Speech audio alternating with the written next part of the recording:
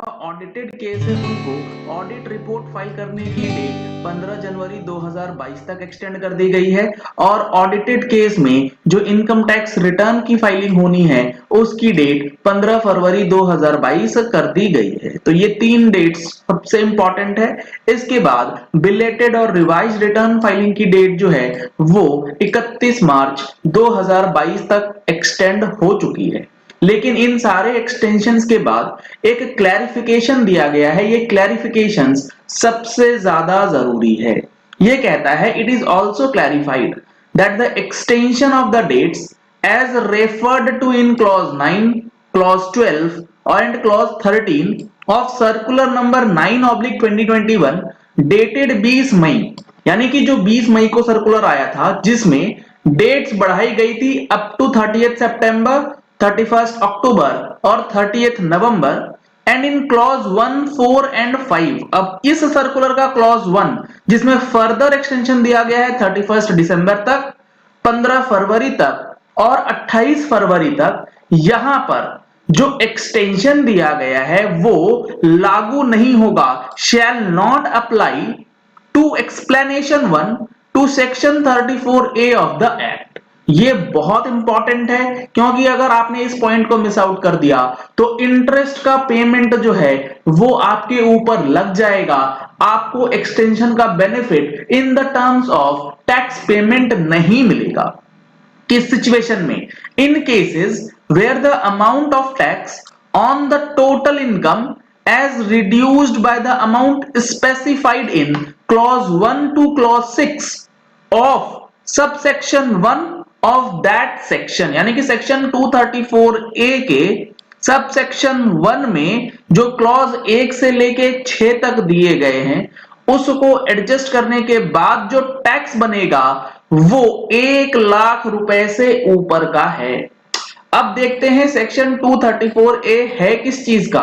ये बात करता है interest for default in furnishing of return, कि आपने अगर इनकम टैक्स रिटर्न भरने में डिफॉल्ट किया है तो आपको इंटरेस्ट का पेमेंट जो है वो करना पड़ता है।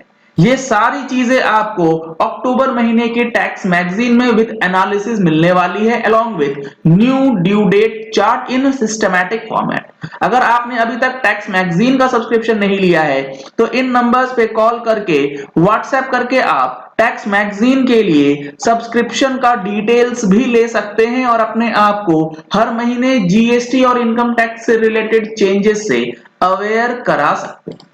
234A कहता है इसका सबसेक्शन 1 के अंदर कि जहां रिटर्न ऑफ इनकम यानी कि ITR for any assessment year 139(1) के अंदर जो नॉर्मली हम लोग फाइल करते हैं या belated return is furnished after the due date, अगर आप रिटर्न फाइल की ड्यू डेट के बाद इनकम टैक्स रिटर्न डालते हैं और इट इज नॉट फर्निश्ड या फिर आप फाइल ही नहीं करते हैं तब the assessee shall be liable to pay simple interest at the rate of 1%, यानी कि आपको 1% के हिसाब से सिंपल इंटरेस्ट जो है भरना होगा अगर आपने income tax return due date से पहले नहीं भरी।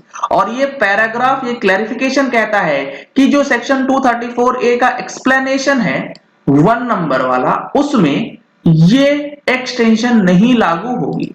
अब एक्सप्लेनेशन 1 अगर आप पढ़ेंगे तो यहां बताया गया है in this section due date means the due date specified in subsection 1 of section 139, यानी कि जो टैक्स पेमेंट का ड्यू डेट है उसको एक्सटेंड नहीं किया गया है। किस सिचुएशन में? अगर आपका टैक्स पेएबल 1 लाख रुपए से ऊपर चला गया है after all adjustments as prescribed in clause 1 to clause 6। Clause 1 है एडवांस टैक्स का, टीडीएस टीसीएस का, आपने कोई रिलीफ क्लेम किया है सेक्शन 90 के अंदर, सेक्शन 90A के अंदर, या फिर कोई भी डिडक्शन आपने क्लेम किया हो या फिर कोई क्रेडिट आपने सेट ऑफ करनी है सेक्शन 115JAA के अंदर, ये सारे एडजस्टमेंट्स करने के बाद आपका टैक्स नेट पेएबल 1 लाख रुपए से ऊपर अगर बन रहा है तो आप लोगों को सतर्क होने की जरूरत है। टैक्स पेमेंट जल्द से जल्द कर दीजिए, रिटर्न आप भले ही बाद में फाइल कीजिएगा, इंटरेस्ट आपका बच जाएगा, अदरवाइज इंटरेस्ट की लायबिलिटी जो है